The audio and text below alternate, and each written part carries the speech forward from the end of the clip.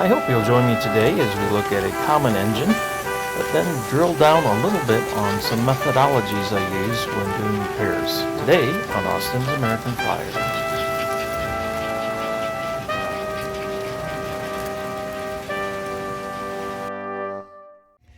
Welcome back, friends. Here we have before us a 302 AC. So that tells us a couple things. Tells us that it was probably somewhere between 50 and 52, 53. And if we look at our coupler, we've got a black weight on it. So that kind of accentuates that. Metal tender, die-cast shell.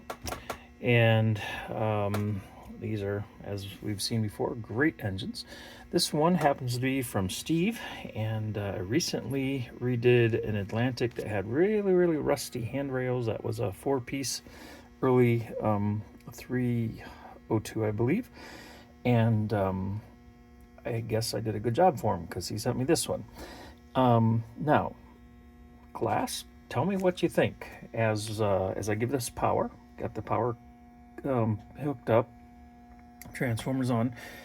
Recently had a conversation with somebody saying, hey, the transformer that I have has got power coming from it even when the transformer's at 0. And yeah, that's what Flyer does, unless you have one of these with the dead man switch on it, because when this is up there's no power because this is your connection here. But if you have a transformer that just has a dial on it, those always have power. The idea being that you can maintain the position of your reverse unit. So should you stop the train and decide to come back and start it up again, it's not going to go the other direction, assuming everything's working like it should. It also means that if you walk away and leave your transformer plugged in, it's going to be putting a low amount of power through the track all the time. So maybe not the best plan. Anyhow, so put the switch down here. And we hear the reverse unit switch. Nothing there. Let's go ahead and rotate it. So we hear it cycling, so that's good. Now let's come up here and see if we've got a headlight. Also missing the lens. Okay, so at this point we have a rotating drum in the reverse unit. You can hear it moving and the clicking, so that's good. But we have no headlight, so it could mean a burnout bulb, but it could mean we've got bad fingers, or it could mean we've got a wiring issue or a combination thereof. Those are the places I'm going to start. So I'm going to start here in the tender and take that shell off, and let's see what we can find out inside. Alright, so I took the shell off and I slid the cord back this way so I could move the tender shell and give myself a little room. And I did an inspection of the fingers, and I happen to have a retired toothpick, if you will, from a dentist, a literal toothpick, and I kind of checked them all to see if they had holes in them, and I didn't find any holes. I looked at the top and the bottom, and oops, sorry, I guess we'll turn this way. So it's a little hard to see here, but there were no holes. I guess you can take my word for it. And so I thought, so I gave it some power, and now look. Okay, so what does that tell us? If all of a sudden it works when it didn't before? Well, we know the fingers don't have a hole in them, but let's see if we can find something else wrong. And can any of you see it right now? If you know what you're looking for, it'll jump right out at you. Look at that. So for some reason, I don't know if someone took the fingers off and didn't twist the post back or what, because these fingers are really old. So they've been on there a very long time. You can see how corroded they are. So it's unclear to me how this happened, but let me go ahead. I'm going to put the camera down for a second. I'm going to push those fingers on. I'm going to tighten that post up, and let's see what the difference is. Okay, so I just twisted it a tiny bit because I'm going to want to take everything back apart and clean it real good. But let's see if we get any difference here when I put the transformer power on.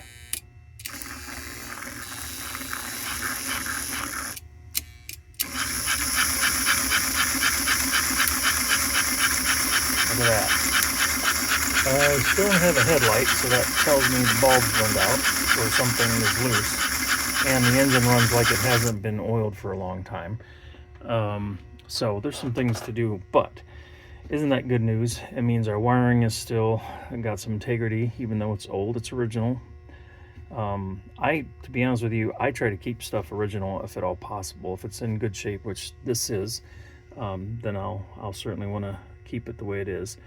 So what I'll do next is I'll take the weight loose, and I'll take the reverse unit loose, and go ahead and start to clean up, because we've got some corrosion down here. I don't know, maybe something got spilled in here at some point. It's hard to know, but just clean it up.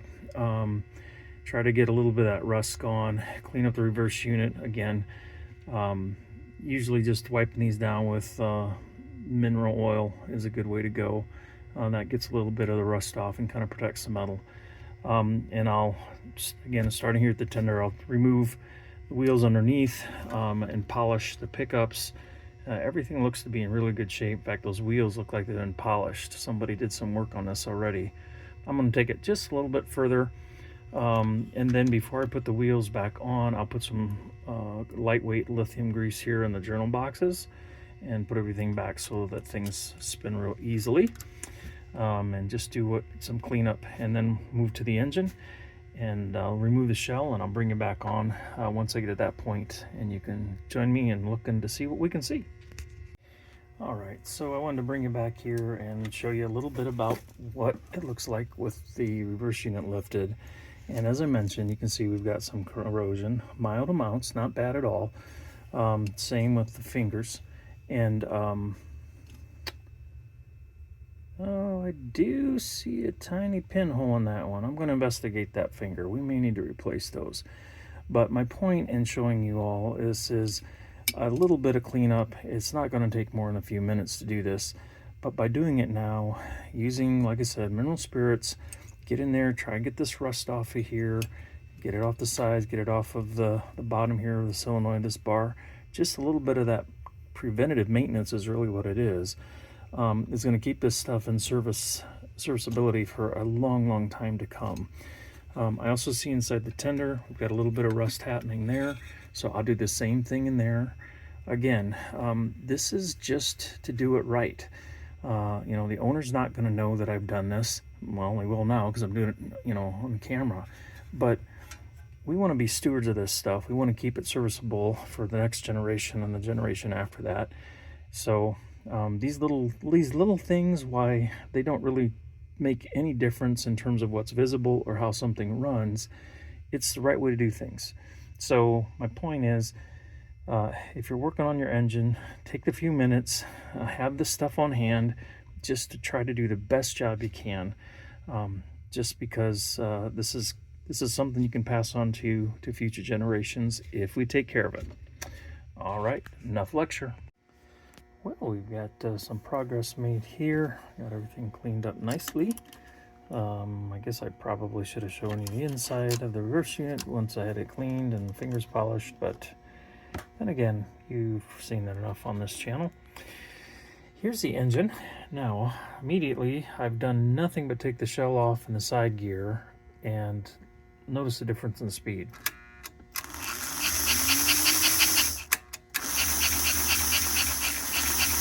Maybe you don't notice as much as I do.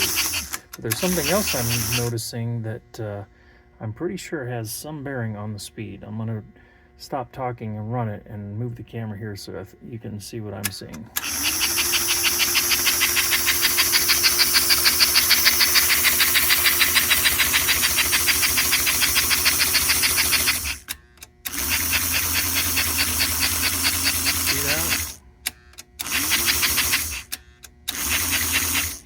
So the idle cam for the chuff unit is too loose. It's really loose. So I'm going to tighten that up. And some of you may say, well, how do you do that? Well, it's unfortunately not super easy because you need to support the backside here with something like an open socket, and then put that against something that you can bang on, and then push this pin. It's just a pin with a wider front on it. So, I mean, it's a pressure fit. You just got to bang on it. Obviously, you don't want to make it too tight because it does need a little bit of play, but this has got way too much. So we saw smoke in abundance coming out of the smoke unit. Now, I forgot to look at the light bulb. Let's see that. Okay, so now we have a light working, so that's curious to me. It may just need some cleaning if it's starting to work now, because it wasn't working at all before, at least not what I could tell.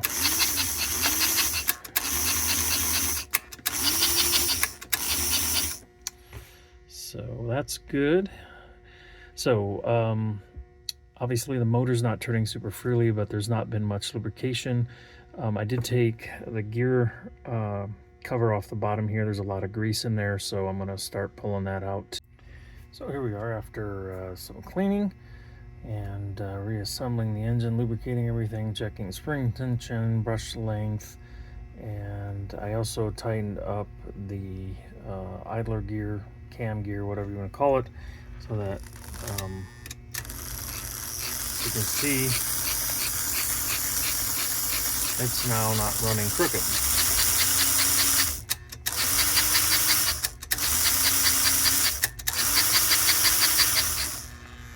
So advances are being made.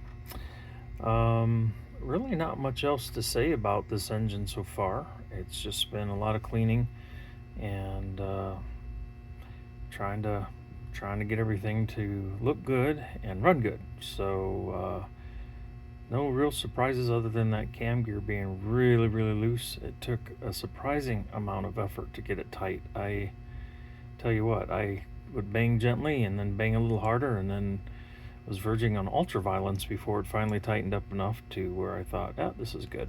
So we still have a little bit of play, which is what you want. You don't want them tight, but like I said, it was a lot more than that, and I'm sure that was leading to some binding happening.